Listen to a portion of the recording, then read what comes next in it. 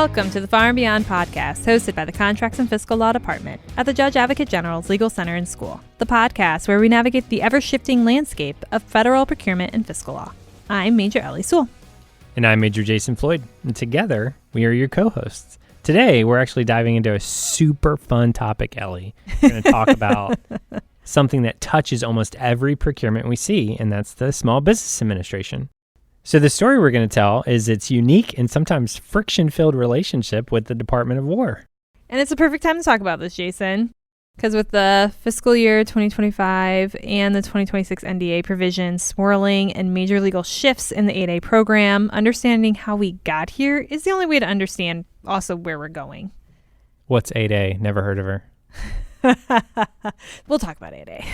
Yeah, big changes afoot, that's for sure. So set the stage for us then, Ellie. The SBA has not always been the agency we know today, right? It feels like it was born out of modern bureaucracy. So this actually surprised me when I was doing research for this episode. I was thinking the SBA kind of started in the 80s or 90s with a lot of the reforms that came out during that time frame. Sure. It's actually a direct descendant of World War II efforts.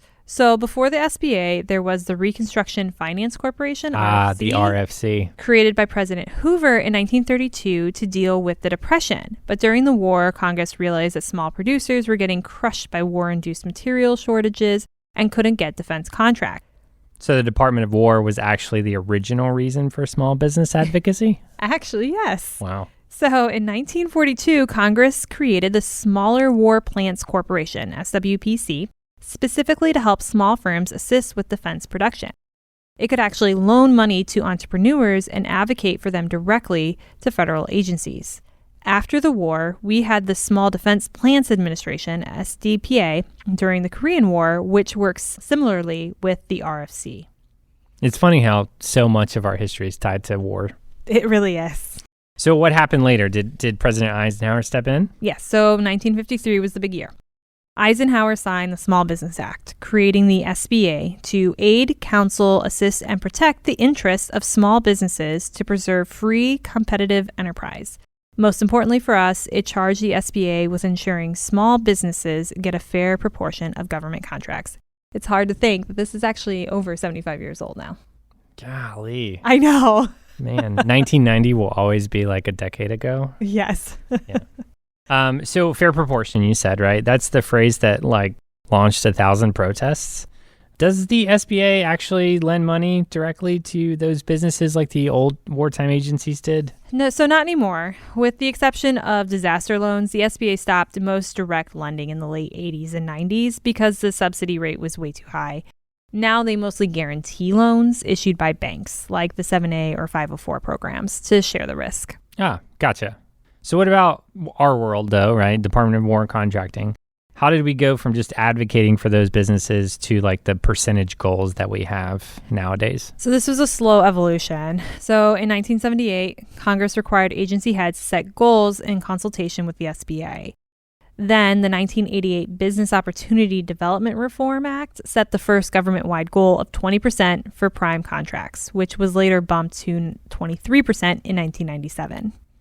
And then the categories started becoming more diverse, right? Yeah, so pricely. So in 94, when we had a lot of other things happening in 94 in the world of contracts, FASA, we got the 5% women-owned, so WOSB goal. In 97, the 3% hub zone goal. And in 99, the 3%, now 5%, service-disabled veteran-owned goal.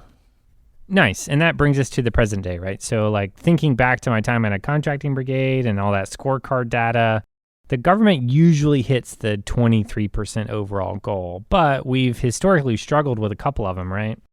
Yes, usually with the hub zone or the woman-owned small business. And that's where the legal administrative heavy lifting happens in our offices. For the practitioners listening, let's talk about the rule of two. Jason, when does a contracting officer have to set aside a contract for small businesses? Ooh, I know this one. So in the RFO, we look at section 19.104-1 alpha, and it says if the contract is between the micro purchase threshold and the SAT, or the simplified acquisition threshold, then it's a total set aside for small businesses, unless you can prove that you won't get two or more competitive offers. That's the rule of two.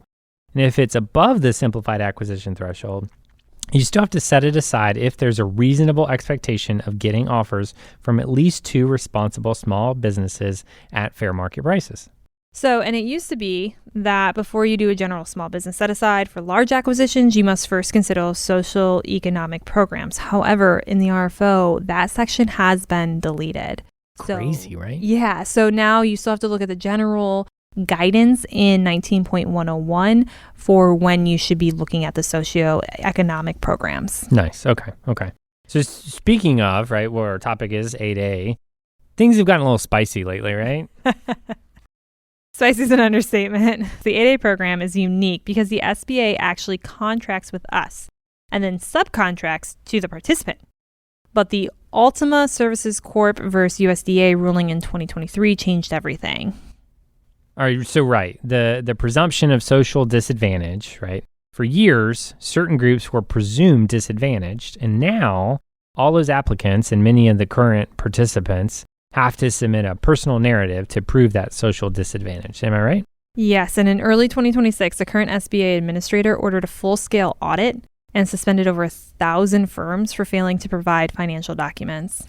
This is causing huge ripples in our acquisition timelines because we have to verify the status of our 8A partners more rigorously than ever. Yeah, it's a lot of work. It used to be that 8As were like the easy button, right? But now they're really not.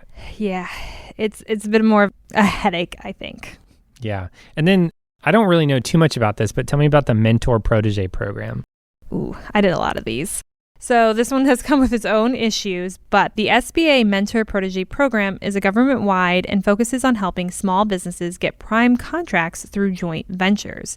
This is actually a specific DOW program.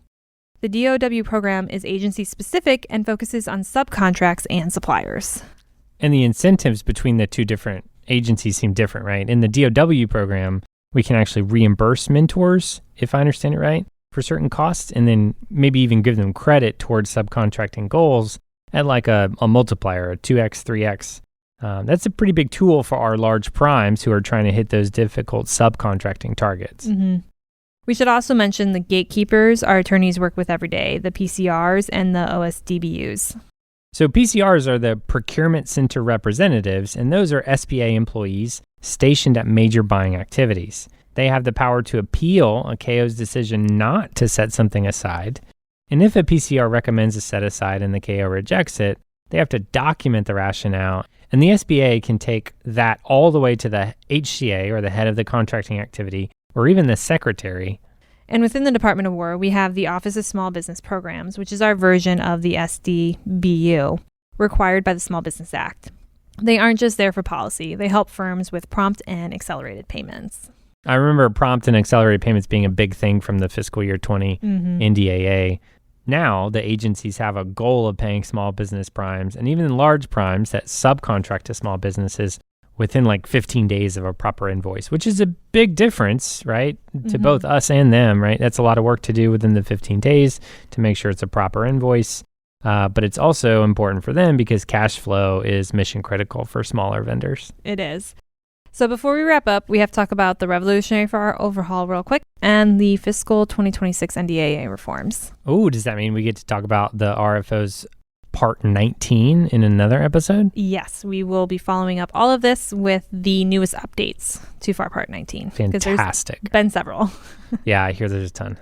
So, and then 2026 NDAA is trying to make it easier for new firms to enter the defense market by allowing DOW to look at non-governmental past performance and increasing the thresholds for certified cost and pricing data, or TINA.